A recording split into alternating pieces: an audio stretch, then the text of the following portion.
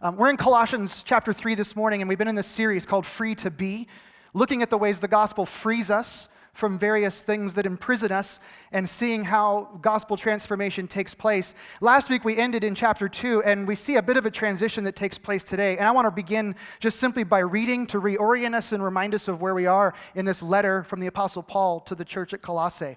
Colossians chapter 3, verse 1 is where we're going to start today. It says this: "If then you have been raised with Christ, seek the things that are above, where Christ is, seated at the right hand of God.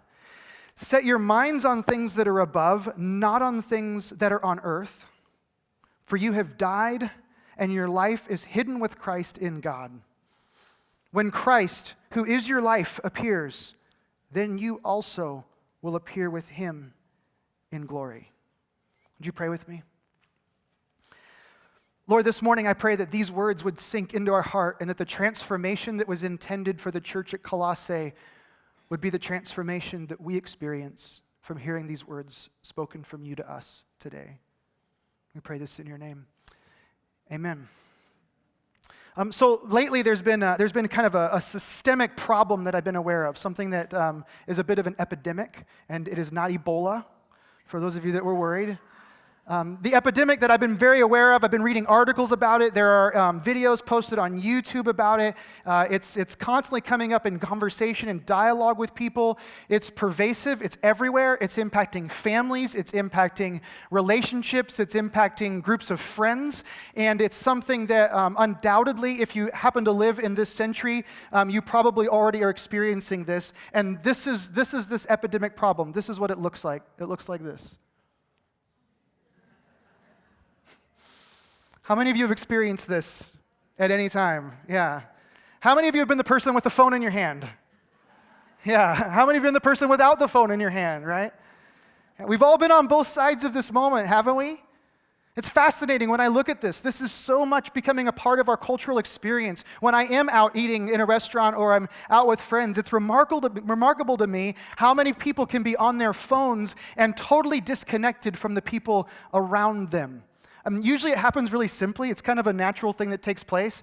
The way it happens, like when I'm with people, is that usually there's a conversation that leads to somebody saying, well, I can look that up, right? Like that's where it goes. It's like somebody says something, and it's either like with guys, it's usually, I'll prove you wrong.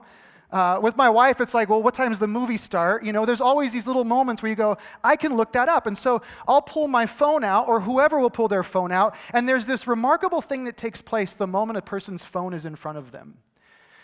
Everybody else around the table has this sudden internal urge to see their phone, right? Like they pull their phone out and they look at it and they start doing stuff, and as you're watching them, there's like, you start salivating. You're like, where's my phone? Where's my phone? And then if they're looking and they're kind of scrambling and looking for Wi-Fi, pretty soon you're like, well, I'm just going to see what the time is, right? So you pull your phone out and you check the time, and then you see that so-and-so liked your picture on Instagram. And you're like, who is that? Do I have a stalker? It's like that's the first thing you do when somebody likes your picture on Instagram. Some of you are like, I have a stalker? Like you get excited about that, you know. Somebody followed me. But like if it's me, I look and I go, yeah, I don't know who that person is. So I'll slide it open, I'll kind of look at their pictures, and then pretty soon, like 4 hours later, I wake up out of the phone coma and it looks like this, right? And there's one person, and usually it's my youngest daughter in my family because she's the only one that doesn't have a phone. And so she's just sitting there staring at us all like, really, people? Like, this is family time, which is even more embarrassing because I'll walk into restaurants and you do this. Like I shun the people that are doing this, and this has happened to me recently where I walked into a restaurant and there was a family and they were sitting in a booth and they all had their phones out and I was like, shame on you people. 20 minutes later, I look up from my phone and we're all doing the exact same thing. I'm like, no, like phone's in the middle of the table. Anyone done that? You put everyone's phones in the middle of the table? There's a good little tip for you. Yeah, we'll make everybody just pile them up. Nobody's looking at their phones. Let's just talk. Let's be present with each other.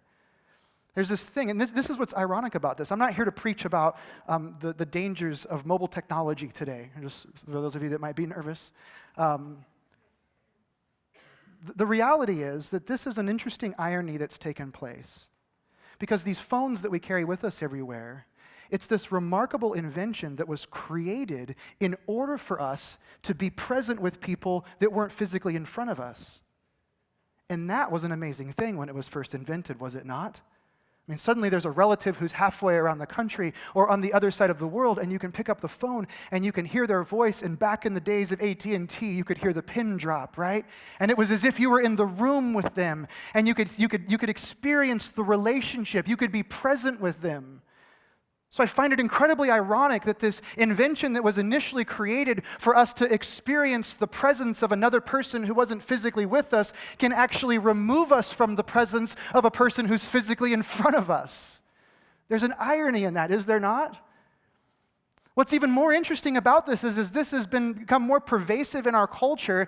It doesn't change the reality that inside of our hearts, we all know there's something wrong with this, don't we? Like you see it and you go, oh man, I wish they wouldn't do that. And then you do it. Why?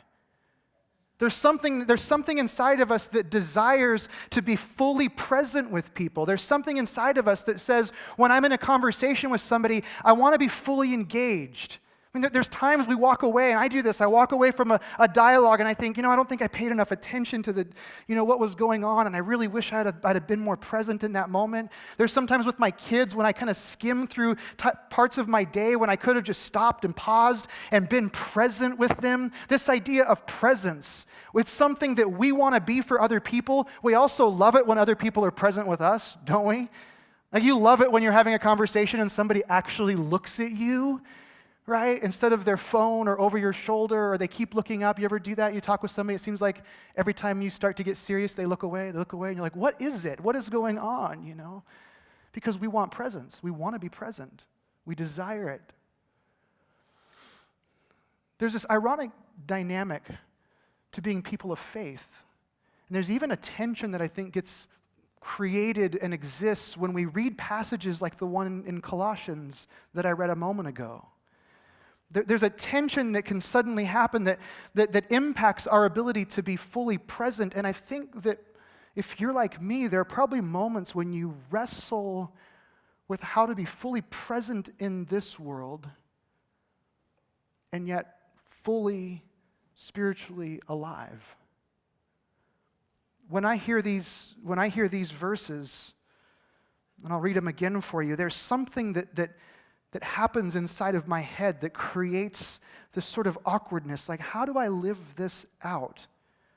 Paul's writing and he says, if then you have been raised with Christ, seek the things that are above, where Christ is, seated at the right hand of God. I mean, there's this distance. Set your minds on things that are above, not on things that are on earth, for you've died and your life is hidden with Christ in God. When Christ, who is your life, appears, then you also will appear with him in glory. Now, there's a part of this I read and I think, well, this is beautiful and this is amazing and I love this, but there's also this tension. Like, what if by living this out, I mean, if I really take this seriously, I mean, there's this part of it on face value. If I'm seeking the things above and I'm setting my mind on things above and it's all about these spiritual realities, there's a part of this that internally inside of me starts to wrestle with, well, then what do I do with this world? What do I do with this life? Like, how in the world am I supposed to be this person who's spiritually tuned and, thriving as a spiritual being, and then also try to live out in this very physical world that I'm living in? I mean, how do I be the most present person I can be if I'm focused on all of these above sort of things? This is a real tension. It's a tension because no matter who you are, tomorrow we got to wake up and you got to put clothes on. And so the question is, well, how much do I care about what I look like? And when do I cross the line? When do I nudge so close to caring that all of a sudden I'm setting my mind on things on earth? Because that's the kind of stuff, if you read this, you go, yeah, am I getting distracted by this? I'm a car guy. I love cars. Some of you know I've owned 38 cars in my life. That's a lot of cars. I love Craigslist. It's filled with lots of cars. And sometimes I wonder, I wrestle, like, how much is too much? How much, I know it's transportation, how much am I allowed to enjoy these automobiles that I drive? And what point am I setting my mind, seeking these things? How do I live in a world where I still need to get around in a car, and I still need to put clothes on, and I still need to put food on a table, and there still needs to be shelter over my kids? Like, how do I balance that tension? Anybody else wrestle with this sort of thing? Like as a Christ follower, you go, man, how do you really get serious about your spirituality and live in this present world?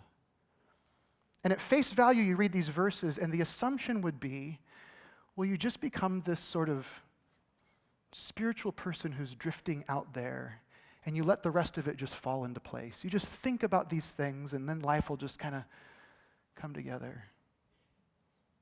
Sounds like Woodstock a little bit to me, to be honest, right? But what's fascinating is, as much as you might think that obedience to these verses would result in a sort of lack of presence, a disconnection with culture, when you realize what Paul was saying to these people and what he's really talking about, what you recognize is the opposite is actually true. What he is presenting to us is an opportunity to be more present than we ever imagined we could be, to be the most present, unbelievably present individuals in any given situation. If you remember, if you were here last week, we talked about this dynamic, that one of the significant reasons that Paul was writing this letter to the church at Colossae was that there was a group that had risen up within the church that was advocating for something called asceticism. It was the denial of anything that felt, tasted, or was good. It was this idea that the only way for us to be a spiritual being, for us to really connect with God in our faith, was to fully dismiss the physical life that we were living, to live this rejection towards the world that we could touch and taste. Now, it's important for us to acknowledge this because if Paul is advocating for something other than asceticism, then it means that these verses in Colossians chapter 3 must not be leading to that. In fact, what they're probably leading us toward is back into the context of community and the people that we're living with. So Paul is writing to address this, which means there's no way that he would be advocating for what we might think these verses actually mean. Paul really begins a transition here in the letter. The first two chapters, we're talking about the supremacy of Christ. And then Paul begins to move, and in chapter 3 and chapter 4, this gets intensely practical. Now, what he's about to say has everything to do with, what do you do today? What does this look like now? How do we live our faith out? He spent the first two chapters basically saying, here are the realities that we know to be true. Here is who Christ is. Here's who you were. Here's who you are now. There's this beautiful picture of the supernatural, the cosmic realities of what it looks like for human beings to connect with their Creator. And in chapter 3, verse 1, there is an immediate transition, and it begins with the simple phrase, if then. If then. He's moving the direction. If then. There's a shift in thinking. And the focus is on the now. He's saying, listen, that stuff was all true, and what I'm about to tell you is really true. If then. There's this, let's talk about what we do tomorrow. Let's talk about what Monday looks like. Let's talk about what lunch looks like today at a restaurant or sitting on a table at home. Let's talk about now. This transition begins to take place, and he says, if then you have been raised with Christ. If you have been raised with Christ. And essentially what he's saying is this: if you believe any of this to be true, if all of this stuff that I've talked about, the supremacy of Christ, the reality of who he is, and the fact that you were dead and now you're alive, which, by the way, is a repeating theme throughout the stories of Scripture. We see Jesus repeating this theme. Even in the story of the prodigal son, the father says, here's the son of mine who was dead and now he's alive. He was lost and now he's found. Paul, throughout his letters, is constantly referring to this theme of us being dead and now being alive. There's this idea of deadness and aliveness. And now in this moment, he's saying, listen, if then you were dead and now you're alive, if then these things are true, if that's something that you put your trust in, if you're the kind of person who years ago, at some point in time, or maybe even in the last several months, you came to a point of realizing that your ultimate trust needed to be placed in someone other than you, if there's a line in which you finally stepped over and you said, I'm going to trust Christ with my life, if those things are true, if you have died and have been resurrected with Christ, if these things are true, then there's something that you should pay attention to. I love the fact that he actually includes us with Christ in this. He says, if you have been raised with Christ, with Christ. Are you with Christ. That idea of being with somebody is usually something that helps people form an assumption about our identity, is it not? Like if there's a couple and they've been dating, and you run into one of the people, like, hey, are you still with her? And they say, well, yeah, I'm still with her. Or are you still with him? And she says, yeah, I'm still with him. Then there's an identity thing. I still identify myself with this person.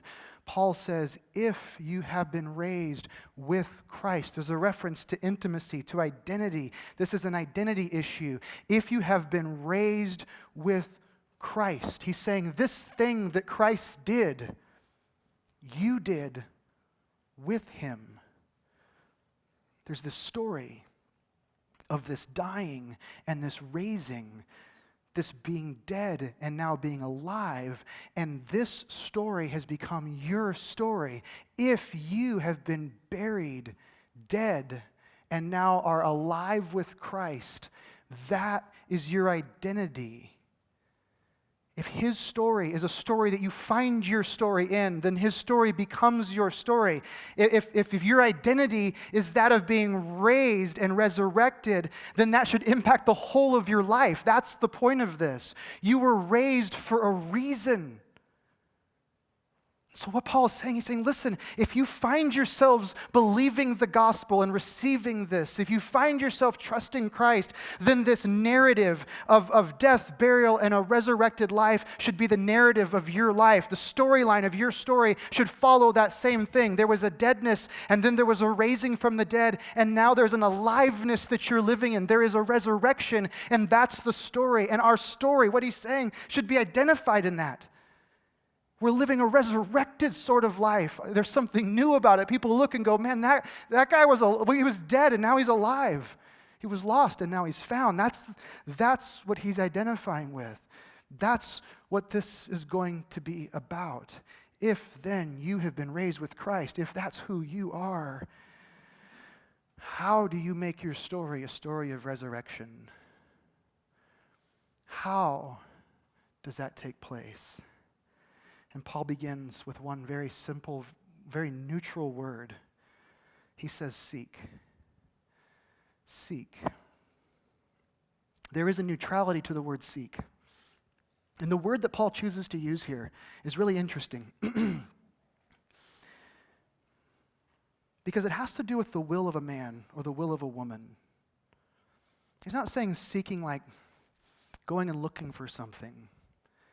The seeking that he's referring to is the direction or the course that we set for our lives. This idea of seeking, it is, what will the pursuit of your being be? What direction will you head? What will you make important? What will you value? Where will your life take you? That's the idea behind seeking. Seek. He starts with this idea of what is it that you're living for? What is it that matters to you? Now, there's an interesting part of this, and this is what's really interesting, and we're going to see this. There's a tense. In the Greek language, there are tenses of words, just like other languages. The tense of the word that he used is called the present imperative. And the idea behind it is this. He doesn't just say seek, but he's saying seek in the present and then continue on seeking. Like seek now and then keep going. There's this continuous, ongoing effort. So what he's telling us and what he's drawing our attention to, what he's going to say we need to do, he's saying, listen, there's something you need to do. If you want to live the resurrected life, there's something you need to do, but you don't just do it now. This isn't just a decision that you make, a prayer that you pray, and then you hope the rest is good. He says there is something that you do now, and then you continue to do. And instead of that being daunting to us, this is what I love. Because some of us might hear that and we go, man, I would really love to just be able to pray and be good. Like, God, here's my prayer. Let's just make my life good. Everything will be all right. There's a part of us that wants to go, man, I got to do more. Like, what do you mean seek and keep on seeking? What's this going to be all about? The other side of that, and this is what I appreciate about this, Paul's writing to a group of people like us. And he's saying, just because you're with Christ doesn't mean that you've got it all together. In fact, what he's saying is it's very possible It's very possible, and so don't feel guilty. It's very possible for you to have moments in which you need to refocus, moments when you need to redirect, moments when you need to actually put some effort in, and it's okay. So if you find yourself in a stale, dry place, you can realize that isn't something that I messed up 10 years ago. That may be something that just today has to do with the now, the present imperative of what Paul is saying here. And what are we to seek? The direction of your life, the will of your life. Seek the things that are above. So what he's saying in very practical terms is that the course of our life, the direction of our life, the will of a man or a woman is aimed towards those things that are above. And what he's referencing when he says above is fascinating. The word is just simply above, just above what we're presently in. In fact, Paul doesn't use the word heaven here. He's not focusing on some sort of cosmic geography. This isn't some sort of metaphysical statement about there being a there and a here. He literally is using the word on top of. Get your eyes above of the right now. Like you're living this life and you're moving along. And he's saying, take your eyes off of your feet and raise them above. This last week I started running again, and it's been a while since I've run. In fact, a guy after the last service came up and said, hey, you want to go run this week with me? And I said, yeah, the last time I ran was with you. And he goes, ooh, really? I don't know if he's going to call me this week to see if we want to run, but I have this habit, like every year, it's like kind of a hobby, I should say. I love just like packing on 20 or 30 pounds in the winter. And then like working all spring and summer to get it off and then just packing it back on again. It's like this thing I do every year. In fact, last year, shortly after Christmas, the guy that usually sits back there, he's not here right now, he came up to me after the service and he goes, man, are you all right? You look really fat. I was like, thank you for the truth. In love, buddy. Yeah. And so this year I decided maybe I'll do something different. Maybe I won't gain 20 pounds during the winter. I've already started kind of my rhythm moving that direction. So I started running and it hurts. And I remember why I quit running. Running sucks, right? Like, it hurts. So I'm out running this week, and I told myself I'm going to run every single day. You know, I'm going to do this no matter what, you know, even in the rain, which was just stupid. Running is bad enough. Running in the rain is ridiculous, like craziness. But I was out running this week, and I was just in this moment of like, man, this is miserable, this hurts. And I remembered the words of this friend of mine, my friend Mike Riddle. He said to me one day, he goes, you know, they've proven physiologically that something changes in your brain chemistry when you're running. If you lift your eyes from the ground in front of you and you look up at the horizon, like if you just get your head tilted up, they actually have measured, and a person's outlook on their run, how they feel, all these measurable points in the person's experience, they all go up. All the indicators go up. And so I found myself running along this week, and every time I started to drag, and every time I started to hurt, I would glance up, and I'd look up, and all of a sudden I was like, man, I feel pretty good, you know? Like, I don't look good, trust me, but I feel good, right? There was this thing that happened. That's the beautiful illustration that Paul is using as he's describing our life. He's saying, with the course of your will, as you're moving along in your life and you're pursuing these things, the direction you'll go, how you'll spend your time and resources and energy, and what you will define as success for yourself, he's saying, when you're seeking those things, lift your eyes up and look up above this present world that you're living in. In other words, the will of your life, the direction, the course of your life should not be defined by the things that are down here, but rather those things that are up there. He's saying, look above. This isn't some sort of disconnection with reality. He just simply says, seek the things that are above, where Christ is seated at the right hand of God. He's not saying, I want you to live in this far-off, hyper-spiritual zone where you're not connected to the people around you. He's saying, listen, as you're grinding out this life on this planet, let Christ define the direction for your life and the moments within your life. Christ, seated at the right hand of God, what's he doing? He's referring us back to Colossians chapter 1. He's saying, remember? Do you remember his supremacy? Do you remember how in control he is? If you recognize those things, then quit letting all of the distractions and the values and the directions of our culture, all the lies of the society that we live in, tell you what your life is supposed to be about. Tell you what that moment with your kids is supposed to be at. Tell you what that sideline talk with a parent is supposed to. Quit letting all of the things around you define you and lift your eyes up above this. Let Christ begin to define your life in the context of your life. Seek the things that are above. He's saying, listen, this is not a geographical issue. This is an issue of allowing your eyes to look up to what is flourishing and bring that into what is fallen in this earth. It's an opportunity to bring the ethos of who God is and what He's doing, this picture of redemption and wholeness, and translate it into this place and into this time. We, as a family, we used to get exchange students. I make it sound like we used to get eggs. Like we used to get eggs. We used to get exchange students. We used to host exchange students. I think that's probably a more appropriate term. We used to get them. You know, they just come on. Get another one. Where'd that one go? I don't know. We just got another one. We used to have these exchange students, so and they would come, and our family, we've got some strong personalities in our family. Like, we're just not normal. I'll just admit that. Like, we have a very vocal family. We definitely have a culture of our family. I have learned from other people that our family sometimes scares other families. But so we have a strong family culture. Like, you know, there's just a way we do things. And you guys know what this is like. When there's a strong family culture, there's like just a way things are done. And so we sit at certain places around the table and we banter a certain sort of way.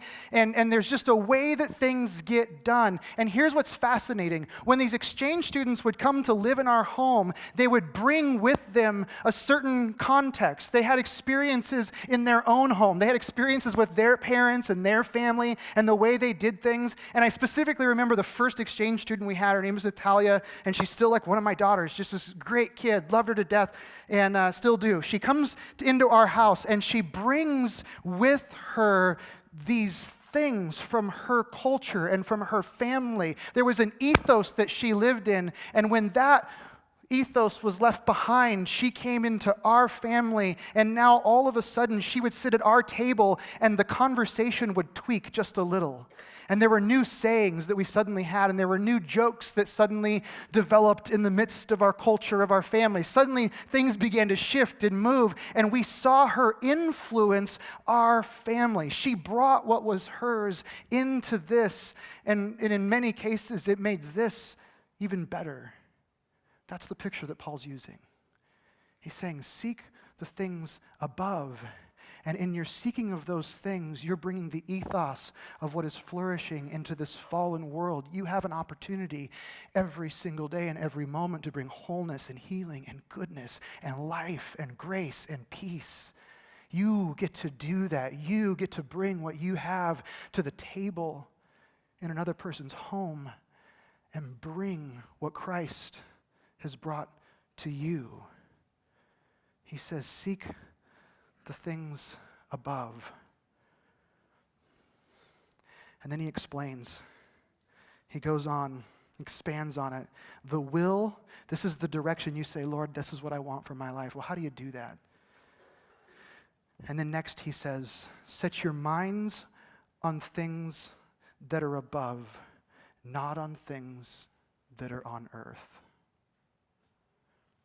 There's a distinction that's made here that's really important for us to see. To set your mind literally means to think or to judge, to consider, to give your mind to it, to meditate on it, to think about it.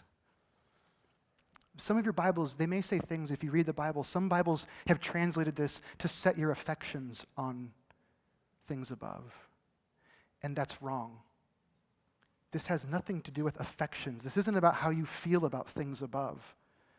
This isn't about whether or not you want to or not. Literally, he's saying, if you desire, if there's something inside of you that stirs and you hear about somebody who has the opportunity to bring flourishing into a work environment or to impact positively a relationship or change a community and have a life that makes a difference, if that's something that resonates with you, that's not going to just happen. You don't just go, okay, God, so I'm going to pray that happens and then we're just going to see how this works out. There's a participation on our part, and that participation is that we seek and we set our mind on the things above. There is a thinking that takes place. There is a consideration that takes place, and it isn't about how we feel. In fact, if it's about how we feel, our feelings and our emotions will lie to us, will they not? The reality is that our thinking actually has a better opportunity to direct our lives in the right direction than our emotions do. In fact, the way that we think, what we think about, how we think, what we consider will define the direction of our life. Think about it for yourself for a moment. Just kind of rest in this for just a moment. Think about something that you just obsessed over. And you thought about it, and you thought about it, and you thought about it, and you thought about it. Don't we wind up going the direction of our mind? Our mind has the ability, like you think your thoughts don't matter? You think you can just let your mind wander and, well, I'm just going to dabble here, dabble there. No, you think about these things. The thoughts, the way that you think is determining the direction of your life. And so if you are attracted to this life of meaning and purpose, if you desire to be this present person who's bringing heaven to earth, then that happens when we begin to think about things above. Our thinking determines our direction. If you want to seek things above, then you have to think about things above. Seek and set your mind on things above, not on things that are on earth. There's this replacement that has to take place. This isn't something that just occurs.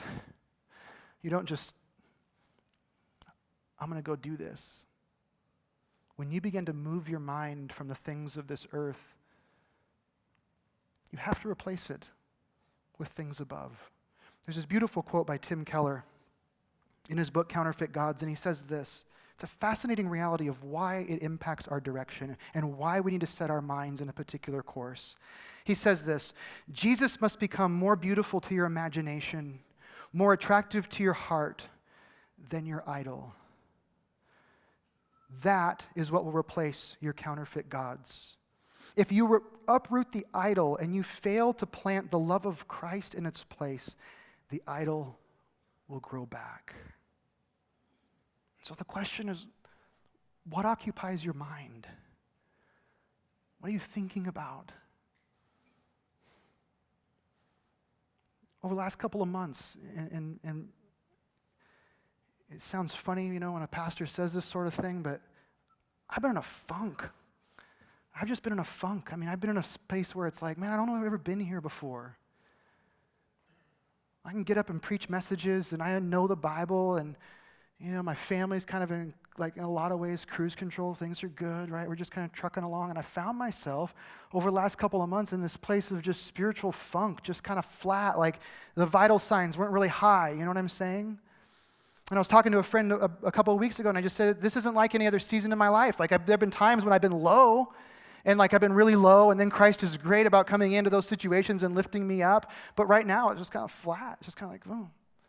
And God shows up every now and then. I'm like, that's cool that you're here. But just on the day-to-day, regular sort of stuff, I just found myself in a place where it was like, I was telling this to my friend, and then I began to realize, I started asking myself some tough questions, like, well, what am I thinking about? Where do I spend my time? Where does my mind go? Where do I meditate? And you know what I realized? So much of this little funk that I've been in, so much of this flat spot that I've been walking through, wasn't something that you would look at my life and say, well, there it is. There's the sin in your life, Brad. No, what you would see is, I was just thinking about that, and thinking about this, thinking about cars, thinking about my kids, thinking about, the lawn needing to be mowed or the sprinklers being fixed, just thinking about all this stuff. My mind just I just wasn't taking the time to think about, to consider, to dwell on, to give energy in my mind to the things that are above. And so my story started to shift from a story of resurrection to a story of flatness. And what's fascinating, if I can be really honest with you, I don't feel like I've been very present. I haven't been present with friends. I haven't been present with my kids. Like there's a part of me that goes, man, it's interesting that the more I was thinking about the stuff of this earth, the less present I was with the people around me. And so Paul says, man, is this attractive to you? Do you love this? Do you want to see your life lived in the direction of what God desires? Then set your mind on things above. And in verse 3, he kind of moves this transition into this beautiful statement about the gospel. And he just reminds us again, for you have died and your life is hidden with Christ in God.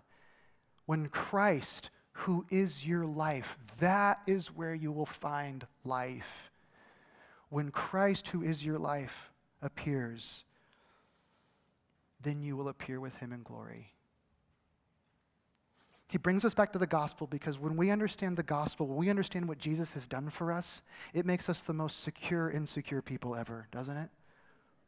When you understand the love of God, suddenly there is a security that you have that nobody can take away from you. When you realize the story of the gospel is about death being defeated, you realize you're not going to lose even to death itself. When suddenly you don't find your value and your worth in your achievements or accomplishments or titles or the notoriety or words of friends, when those things begin to happen in you, you become a supremely secure and supremely humble person, and that releases you to be in the moment and present with everyone around you. And there is something beautiful that people see when they see a gospel-confident person sitting in front of them. Blaise Pascal has this beautiful quote. He says this about the gospel of Jesus Christ. That the gospel, if we could do this with the gospel, it would be a wonderful thing. That the gospel, we could make good men wish it were true and then show that it is. The gospel of Jesus Christ being so powerful in our life that we could make people say, man, this is real. This is life.